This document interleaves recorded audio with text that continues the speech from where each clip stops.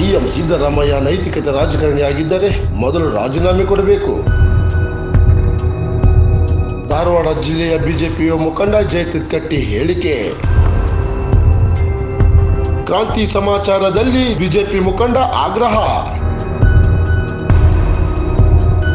ಒಬ್ಬ ನೈತಿಕ ಮೌಲ್ಯಗಳನ್ನು ಹೊಂದಿರುವಂಥ ರಾಜಕಾರಣಿ ಆಗಿದ್ದರೆ ಅವರು ತಮ್ಮ ಸ್ಥಾನಕ್ಕೆ ರಾಜೀನಾಮೆ ಕೊಟ್ಟು ಇನ್ವೆಸ್ಟಿಗೇಷನ್ನ ತನಿಖೆಯನ್ನು ಎದುರಿಸಿ ಅದರಲ್ಲಿ ಅವ್ರು ಅಕಸ್ಮಾತ್ ಅವ್ರೇನು ತಪ್ಪಿಲ್ಲ ಅಂತಾರೆ ವಾಪಸ್ ಅವರು ಮುಖ್ಯಮಂತ್ರಿ ಆಗ್ಬೋದು.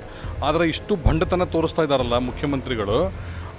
ನಾವು ಎಂಥ ಆದರ್ಶ ಕಾಂಗ್ರೆಸ್ ಇತ್ತಪ್ಪ ಅಂದರೆ ಲಾಲ್ ಬಹದ್ದೂರ್ ಶಾಸ್ತ್ರಿ ಅವರು ಒಂದು ಸರಿ ರೈಲ್ವೆ ಇಲಾಖೆಯಲ್ಲಿ ಅಪಘಾತ ಆದಾಗ ಅದರ ನೈತಿಕ ಹೊಣೆ ಹೊತ್ತು ರಾಜೀನಾಮೆ ಕೊಟ್ಟು ಹೊರಗೆ ಬಂದಿದ್ದರು. ಭಾರತೀಯ ಜನತಾ ಪಾರ್ಟಿಯ ಆದಂತಹ ಲಾಲ್ಕೃಷ್ಣ ಅಡ್ವಾಣಿಯವರು ಅವ್ರ ಮೇಲೆ ಒಂದು ಆರೋಪ ಬಂದಾಗ ಅದಕ್ಕೆ ರಾಜೀನಾಮೆ ಕೊಟ್ಟು ವಾಪಸ್ ಬಂದಿದ್ದರು. ತನಿಖೆಯನ್ನು ಎದುರಿಸ್ತೀನಿ, ಅಕಸ್ಮಾತ್ ನನ್ನ ಮೇಲೆ ಏನಾದರೂ ಆರೋಪ ಸಾಬೀತಾದ್ರೆ ನಾನು ಹೊರಗಡೆ ಇರ್ತೀನಿ, ನಾನು ನಿರಪರಾಧಿ ಅಂತಿದ್ದರೆ ನಾನು ವಾಪಸ್ ಅದ ಸ್ಥಾನಕ್ಕೆ ಬರ್ತೀನಿ ಅಂತ ಹೇಳೋದಂಥ ಮೌಲ್ಯಯುತ ರಾಜಕಾರಣ ನಮ್ಮ ದೇಶದಲ್ಲಿ ಇತ್ತು. ಆದರೆ ಇವತ್ತು ಇವ್ರಿಗೆ ಆದರ್ಶ ಯಾರಾಗ್ತಾ ಇದ್ದಾರೆ ಅಂದರೆ ಅರವಿಂದ್ ಕೇಜ್ರಿವಾಲ್ ಅಂತವರು ಜೈಲಿನ ಇದ್ಕೊಂಡು ರಾಜಭಾರ ಮಾಡ್ತೀನಿ ಅನ್ನೋಂಥವ್ರು ಇವ್ರಿಗೆ ಆದರ್ಶ ಆಗ್ತಾ ಇದ್ದಾರೆ. ಎಲ್ಲಿ ನನ್ನ ಸ್ಥಾನ ಹೋದರೆ ವಾಪಸ್ ನಾನು ಮುಖ್ಯಮಂತ್ರಿ ಆಗೋದಿಲ್ಲ ಅನ್ನೋಂಥ ಭಯ ಮತ್ತು ಅದರಲ್ಲಿ ಆರೋಪಿ ನಿಶ್ಚಿತವಾಗಿ ಅವರು ಅಪರಾಧಿ ಅಂತ ಆಗೇ ಆಗ್ತಾರೆ. ಅವ್ರು ಈಗಾಗಲೇ ಹೈಕೋರ್ಟ್ ಕೊಟ್ಟಿರುವಂಥ 197 ಪುಟಗಳ ತೀರ್ಪನ್ನು ನೋಡಿದಾಗ ಗೊತ್ತಾಗ್ತದೆ ಇವರು ನಿಶ್ಚಿತವಾಗಿ ಇದ್ರಾಗ ಇನ್ವಾಲ್ವ್ ಇದ್ದಾರೆ. ಹೀಗಾಗಿ ಇವರಿಗೆ ಭಯ ಅದ ಮತ್ತು ಭಂಡತನ ಅದ. ಕಾಂಗ್ರೆಸ್ ಅಂದರೆ ಅದೊಂದು ಅಧಿಕಾರಕ್ಕಾಗಿ ಹಪಾಪಯಿಸುವಂಥ ಒಂದು ಪಾರ್ಟಿ. ಅಂಥವ್ರಿಗೆ ಅಧಿಕಾರ ಬಿಟ್ಟು ಹೋದಂದರೆ it will be like fish out of water.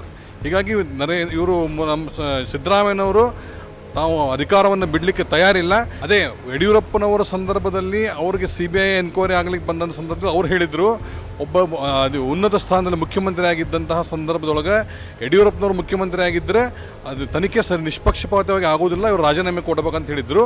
ಅದು ಇವರಿಗೆ ಅಪ್ಲೈ ಆಗ್ತದೋ ಇಲ್ಲೋ ಅಂತ ಅವರೇ ಹೇಳಬೇಕು.